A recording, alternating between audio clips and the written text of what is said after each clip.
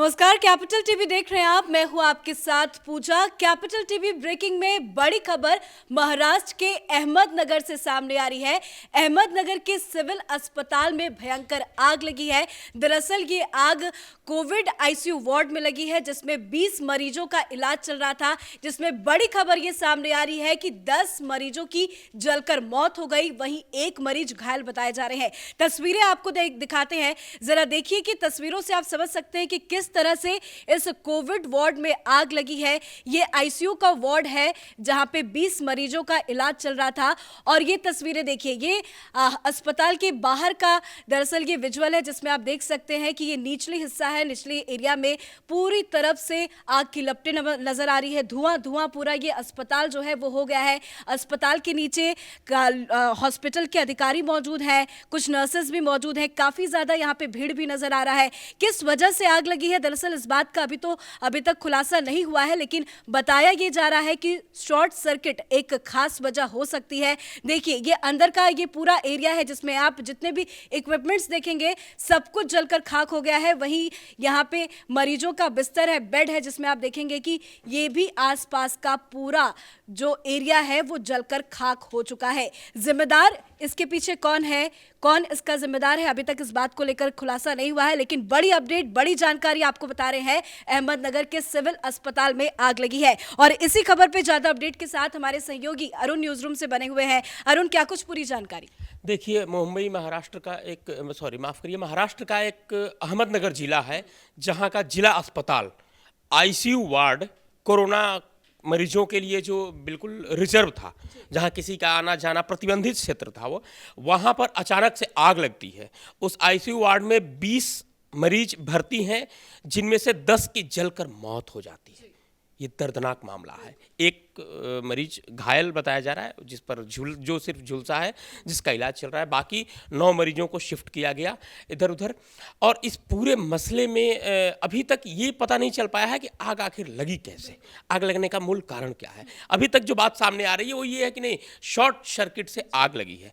लेकिन हर वक्त short circuit ये एक बड़ी लापरवाही का भी मामला है। इसको यदि आप देखें तो अस्पताल प्रबंधन की लापरवाही कहें या फिर वहाँ के स्टाफ जो हैं उनकी लापरवाही कहें, कि आप आईसीयू वार्ड में जहाँ लोगों को सांस लेने में परेशानी हो रही है, आप कोरोना मरीज के आईसीयू वार्ड में शॉर्ट सर्किट या तमाम तरह की सफाई वगैरह से संबंधित जो भी चीज़ें हैं, जो बेसिक्स ज़रूरतें हैं, उनको आप पूरा नहीं करते हैं।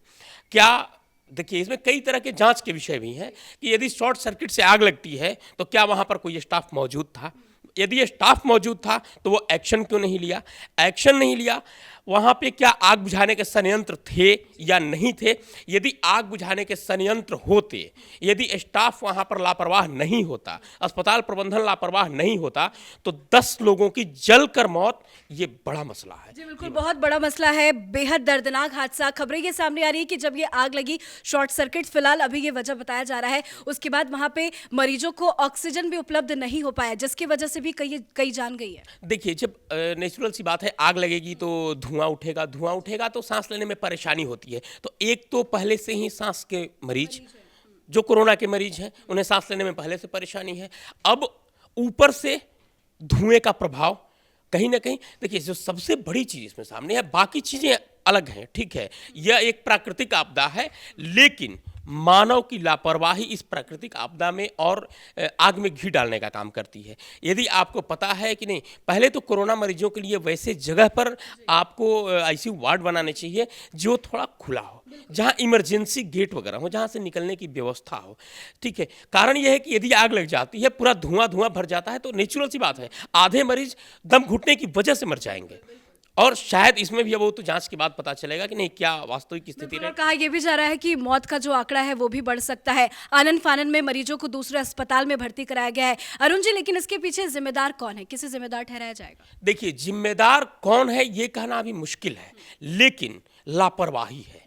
एक जिम्मेदार तो बिल्कुल सामने है, और वो जिम्मेदार है लापरवाही। लापरवाही किसकी? तो प्रशासन की, अस्पताल प्रबंधन की, अस्पताल प्रशासन की लापरवाही। दूसरे, वहाँ जो स्टाफ है, सरकारी अस्पतालों में आप अक्सर देखती हैं तो लंच का जब टाइम होता है कोई स्टाफ मौजूद नहीं होता, वहाँ 20 मरीज हों, 25 हों, 50 हों पड़े हुए हैं, वहाँ कोई नहीं होता। दूसरी चीज़, जब सुबह का वक्त होता है वो उस वक्त वहाँ कोई भी स्टाफ मौजूद नहीं होता है और परेशानी या आफत बता कर नहीं आती।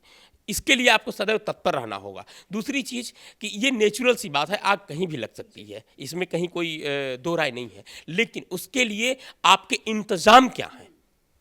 दोषी वो होते हैं जो इंतज़ाम नहीं करते हैं। या आपके इंतज़ाम क्या हैं? आपके फायर ब्रिगेड सर्विस की स्थिति वहाँ क्या है?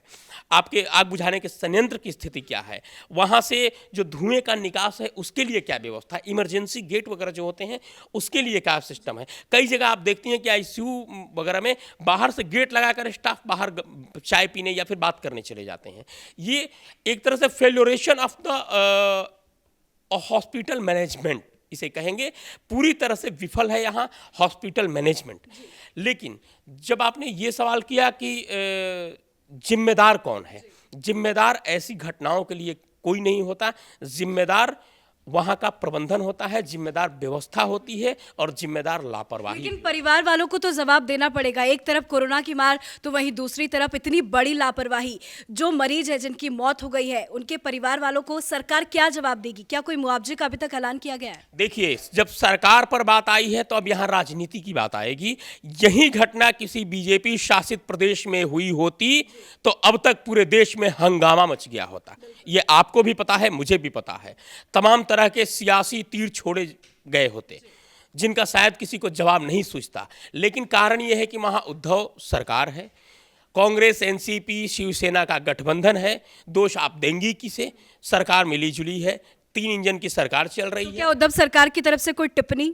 अभी तक उद्धव सरकार की यही देखिए, आश्चर्य और दुख की बात यही है कि अभी तक इस मामले में उद्धव सरकार की तरफ से किसी की भी कोई टिप्पणी नहीं आई है। यहां तक कि सीएम उद्धव भी खुद चुप्पी साधे हुए हैं, जबकि पूर्व सीएम देवेंद्र फडणवीस ने इस पूरे मामले पर ट्वीट किया, दुख जताया, परिजनों के प्रति संवेदना व्यक्त की और कहा कि इस मामले की जांच होनी चाहिए गहनता से कि नहीं, इसमें दोषी कौन है। वो सियासत नहीं, ये कह रहे हैं कि इसमें इसकी जांच होनी चाहिए कि दोषी कौन है और जो दोषी है उस पर कार्रवाई होनी चाहिए। लेकिन सबसे बड़ी चीज़ कि जब आपके राज्य के एक जिला मुख्यालय में इतनी बड़ी घटना होती है, बतौर सीएम, बतौर स्वास्थ्य मंत्री उद्धव ठाकरे को या फिर उनके सहयोगी पार्टियों को, सहयोगी मंत्रियों को कोई ना कोई किसी न किसी तरह का मुआवजा या किसी न किसी तरह की घोषणा करनी चाहिए।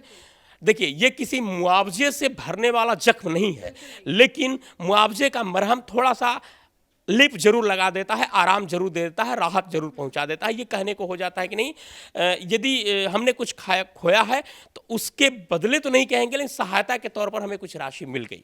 लेकिन यहाँ अभी तक सरकार की तरफ से न तो किसी तरह दुख भी व्यक्त नहीं किया गया, मुआवजे की बात क्या कही जाए। अभी तक किसी भी, मैं अभी तक अमित शाह का ट्वीट सामने आ चुका है। अमित शाह का ट्वीट आया है, लेकिन हमने अभी चेक किया सीएम उद्धव ठाकरे का ट्विटर हैंडल, लेकिन अभी कहीं कोई भी ट्वीट उनका नहीं दिखा इस पूरी घटना को लेकर। दूसरी चीज, ये घटना 11 बजे दिन की है और अभी फिलहाल आप नजर डालें तो 5 बज रहे हैं। 11 बजे से 5 बजे तक 6 घंटे में एक ट्वीट करने का फुर्सत नहीं है। आप तो देखिए, सबसे बड़ी चीज है कि उद्धव ठाकरे हों, नवाब मलिक हों, उद्धव ठाकरे समेत पूरा मंत्रिमंडल आर्यन खान को बचाने में जुटा है, नवाब मलिक के दामाद को बचाने में जुटा है, ड्रग्स माफियाओं को बचाने में जुटा है। तो जब आप किसी के लिए खड़े होते हैं दूसरी तरफ, तो आपकी नज़र अपनी जनता पर शायद नहीं जाती और वो न्याय आप अपनी जनता के साथ नहीं कर पाएंगे जो होना चाहिए। और यही पूरे महाराष्ट्र में देखने को मिल रहा है। तमाम तरह कोरोना के मामले जब बढ़ रहे थे तो आप सियासत कर रहे थे, आज जब इतनी बड़ी घटना हुई है उसके बावजूद भी आप एक ट्वीट तक नहीं करते हैं, आप शोक संवेदना नहीं जताते हैं। और ऊपर से आप ट्वीट किस पर कर रहे हैं? यही नवाब मलिक लगातार ट्वीट कर रहे हैं समीर वानखेड़े पर, आर्यन खान केस पर, लेकिन अभी तक इस मामले पर एक भी ट्वीट उनका सामने नहीं आया है। सीएम उद्धव ठाकरे मंच से जवाब देते हैं समीर वानखेड़े को, आर्यन खान के लिए उनका दर्द झलकता है, लेकिन आपके राज्य में 10 लोग मर जाते हैं आग में जलकर, जो पहले से कोरोना मरीज हैं, उनके परिजनों के लिए, उन मृतात्माओं के लिए आपके मुंह से एक लफ्ज नहीं निकलता, एक 2 शब्द तक आपसे नहीं लिखे जाते। जबकि आर्यन खान के लिए आप मंच से ऐलान करते हैं कि नहीं, सरकार को बदनाम किया जा रहा है। आज आप क्या कहेंगे? सरकार को बदनाम कौन कर रहा है? आप खुद इसके लिए जिम्मेदार हैं। चलिए, शुक्रिया अरुण जी जानकारी देने के लिए। तो सुबह 11 बजे के करीब ये आग लगी थी, घंटों बीत गए हैं, अभी तक कोई एक्शन नहीं लिया गया। जाते जाते एक बार फिर से आप सभी दर्शकों को ये तस्वीर दिखाना चाहेंगे। आप तस्वीरों में देख सकते हैं कि किस तरह से ये दर्दनाक हादसा हुआ है। 10 लोगों की जान चली गई है। 20 लोगों का इस कोविड आईसीयू के वार्ड में इलाज चल रहा था, जिसमें से 10 लोगों की जान जलकर चली गई। बेहद दर्दनाक हादसा है ये। और आप आग की लपटें भी देख सकते हैं। अस्पताल के बाहर भारी संख्या में लोग मौजूद हैं। लगातार फायर ब्रिगेड की गाड़ियां जो है वो यहां पे मौजूद है। आग अभी तक तो बुझा लिया गया है। घंटों मशक्कत के बाद दरअसल आग पे काबू पाया गया। लेकिन जरा आप ये अंदर की तस्वीरें देखिए, पूरे तरफ चारों तरफ सब कुछ तितर बितर नजर आ रहा है। ये हॉस्पिटल के अंदर की तस्वीर है, यही कोविड वार्ड है, इसी के अंदर आग लगी है।